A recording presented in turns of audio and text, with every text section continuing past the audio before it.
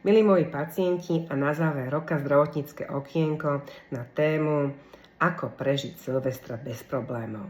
Ako prvé určite vyťahnem alkohol, pretože k Silvestru ten alkohol patrí, ale pozor, alkohol dehydratuje, zvyšuje krvný tlak a u diabetikov zvyšuje cukor, takže s mierou a v kombinácii s tekutinami. Po druhé, ťažké mastné jedlá môžu zhoršovať reflux, môžu vyvolať bolesti žalúdka, žlčníkové koliky a v kombinácii s alkoholom aj spôsobiť pankreatitídu.